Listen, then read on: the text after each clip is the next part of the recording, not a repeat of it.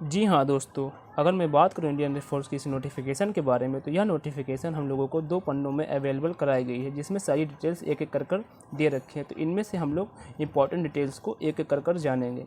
तो जी, आप जैसा कि पहले आप देख सकते हैं कि इसमें ऑनलाइन रजिस्ट्रेशन डेट दे रखे हैं, जो कि 24 जून 2022 से 5 जुलाई 2022 तक है। जी हाँ दोस्तों, इसका जो रजिस्ट्रेशन डेट है वो 24 जून 2022 से 5 जुलाई 2022 तक है, और इसके 1 महीने बाद ही यानी 24 जुलाई 2022 तक यह इसके एग्ज़ाम करवा लेगा इंडियन एयरफोर्स। जी, तो यह पहली डिटेल है, जो कि बहुत ही ज़्यादा इम्पोर्टेंट है। और इसमें अब आगे हम लोग बात करें अगर, तो ऑनलाइन रजिस्ट्रेशन जो इसके होंगे, यह ऑनलाइन रजिस्ट्रेशन जो होंगे, इसमें जो डॉक्यूमेंट्स लगेंगे वो होगी क्लास 10th की मार्कशीट और इंटरमीडिएट की मार्कशीट, और इसके साथ इसकी इक्विवेलेंस मार्कशीट भी लगेगी इसमें। तो अगर आपके पास अगर 10+2 मार्कशीट हो या इसी के बराबर या इक्विवेलेंस मार्कशीट हो, तो वो भी लग जाएगी। जी हाँ, इसके बाद अगर हम बात करें, तो इसमें एक आपको पासपोर्ट साइज़ फ़ोटोग्राफ भी देना पड़ेगा, जिसका साइज़ 10 KB से 50 KB तक होना चाहिए।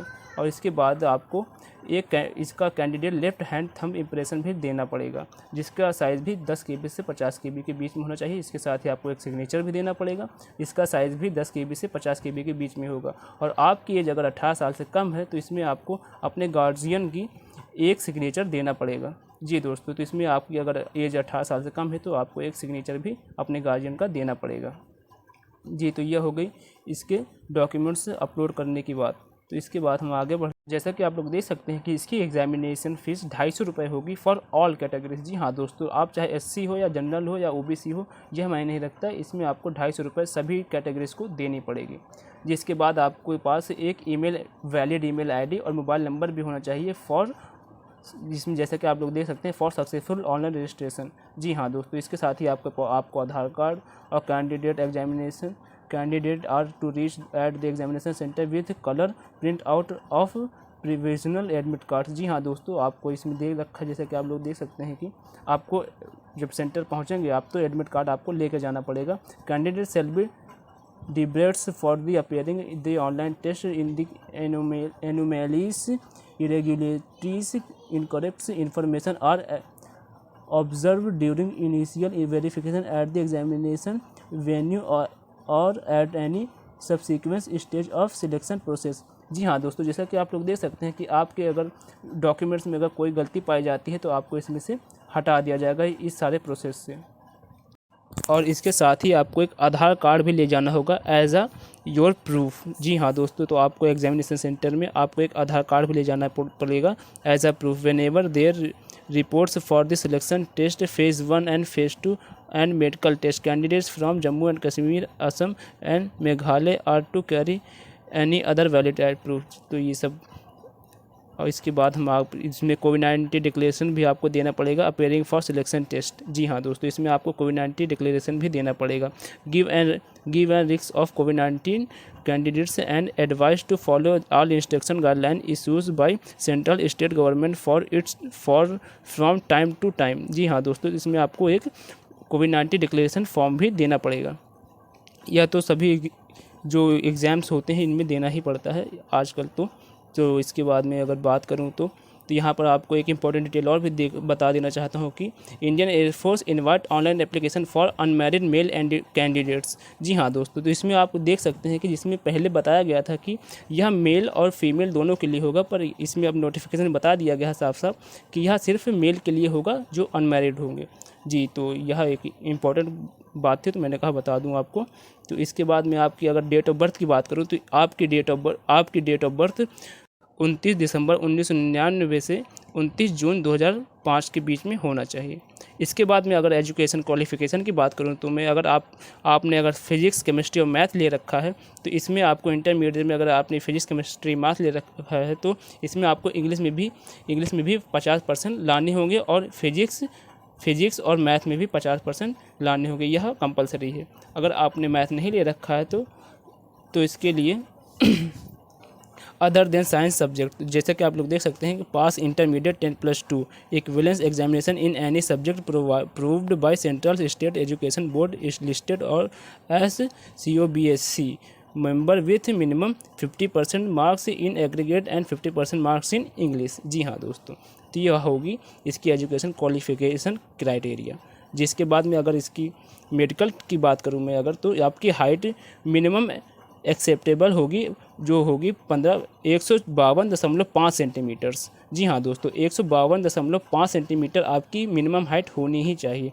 और इसके बाद आपके चेस्ट की बात करें अगर हम, तो इसकी चेस्ट रेंज जो होगी वो 5 सेंटीमीटर एक्सपेंस करने पर या फुलाने पर होगी। जी हाँ दोस्तों, और वेट होगी proportionate to height and age. जी हाँ दोस्तों, तो आपके हाइट और जी, तो इसके बाद में अगर अगली डिटेल्स की बात करूँ तो कंजप्शन ऑफ नारकोटिक, ये बॉडी टैटू। जी हाँ, आपकी अगर बॉडी टैटू की बात करूँ मैं, तो permanent body tattoo shall not be permitted, however tattoos only on inner face of the forearms. जी हाँ दोस्तों, तो आपके हाथ के बीच, आपके हाथ के नीचे वाले टैटूज़ को कई जगह पर एक्सेप्ट किया जाएगा, बाकी किसी भी प्रकार का टैटू एक्सेप्ट नहीं किया जाएगा।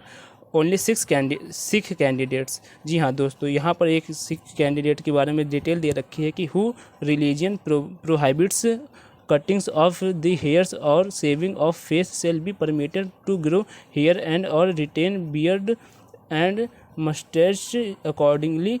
Those Sikh candidates willing to retain the same as per laid down specification are to get their photographs with beard and mustaches. Such candidates will not be permitted to grow shave beard mustaches at later stage after enrolment. जी हाँ दोस्तों, तो दाढ़ी और बाल बढ़ाने की जो परमिशन होगी वो सिख कैंडिडेट्स के लिए होगी और बाकी किसी कैंडिडेट्स के लिए नहीं होगी। इसमें यह दे रखा है। इसकी अगर शॉर्ट फॉर्म में आपको बात बताऊं तो term and conditions. Agniveer for a period of 4 years, Agniveer वायु would form a distinct rank in Indian Air Force different from any other exciting rank. Indian Air Force is not obliged to retain Agniveer वायु beyond the engagement period of 4 years। जी हाँ दोस्तों, तो इसमें आपको बता रखा है कि यह 4 वर्षों की जॉब होगी, जिसमें से आपको रिटेन करने का कोई इसमें प्रावधान नहीं दे रखा है। तो इसके बाद की अगर मैं 9वीं पॉइंट की बात करूँ तो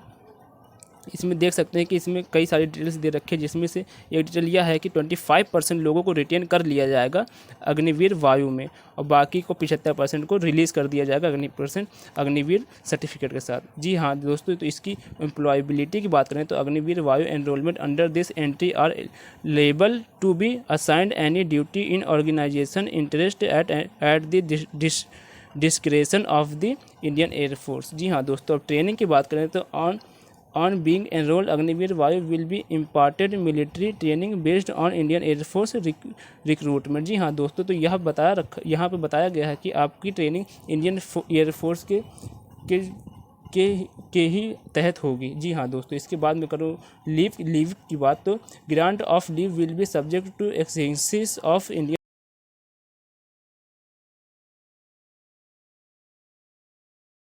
applicable for Agniveer Vayu during there engagement. जी हाँ दोस्तों, तो आपको एनुअल लीव 30 डेज़ की मिलेगी और sick leave based on medical advice के तौर पर दी जाएगी। इसके बाद में medical and CSD facilities, pay allowance and allied benefits, term and benefits वगैरह भी आपको प्रोवाइड की जाएगी। इसके साथ ही आपको यहाँ देख सकते हैं कि इसकी जो पे स्केल्स डिटेल्स होंगी वो आपको यहाँ पर दे रखी है। तो इसके बाद में आपको note, Agniveer Vayu will not be required to contribute to any provident fund of the government. जी हाँ दोस्तों, इसमें प्रोविडेंट फंड आपको कोई ऐसा कोई वो नहीं है कि आप प्रोविडेंट फंड दें गवर्नमेंट को।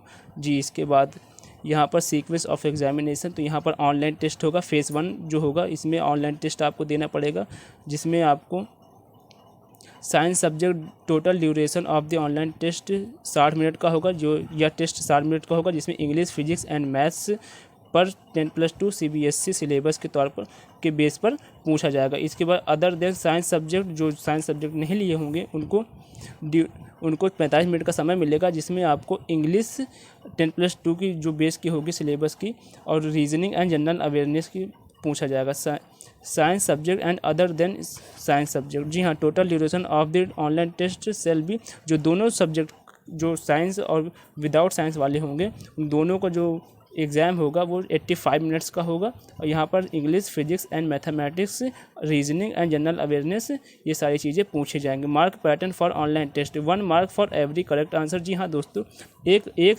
एक नंबर हर क्वेश्चन के लिए मिलेंगे। जिस क्वेश्चन को आप अपने अटेम्प्ट नहीं करते हैं उसके लिए कोई नंबर नहीं कटेगा, और आपके सभी जो गलत आंसर देंगे तो उसमें से आपका सही में से 0.25% मार्क्स काट लिए जाएंगे। इसके बाद में अगर फेज़ 2 की बात करूँ तो इसमें आपका फिजिकल टेस्ट होगा, जो कि soon after the declaration of the result of phase 1। जी हाँ, एक फेज़ 1 के रिजल्ट के डिक्लेरेशन के बाद ही आपका फेज़ 2 होगा, जिसमें एक कट ऑफ बनेगी, जिसमें आपको क्वालिफाई करना होगा। इसमें यही दे रखा है। इसके बाद जो आपको फेज़ 2 के लिए आपको जाना पड़ेगा, तो इसमें आपको colour print out of admit card for phase 2, colour print out of duly field application for the download और कंप्लीशन ऑफ ऑनलाइन रजिस्ट्रेशन, ये सारी डिटेल्स आपको देनी पड़ेगी, जैसा कि आप लोग देख सकते हैं। इसके बाद में आपको इसमें वेरिफिकेशन ऑफ एलिजिबिलिटी, ये सारी चीज़ें होगी। इसके बाद आपका फेज़ 3 भी होगा, PFT फिटनेस टेस्ट भी होगा। इसके बाद आपका फेज़ 3 आता है, जिसमें आपका मेडिकल टेस्ट होगा, जिसमें ब्लड हार्मोग्राम्स वगैरह, ये सारी चीज़ें, एक्सरे, ये सारी चीज़ें आपकी टेस्ट होंगी। तो आशा करता हूँ कि आपको ये सारी जानकारी पसंद आई होगी, और यह जानकारी आपके बहुत ही ज़्यादा काम आएगी। तो चलिए मिलते हैं फिर अगली वीडियो में। Thanks for watching. प्लीज़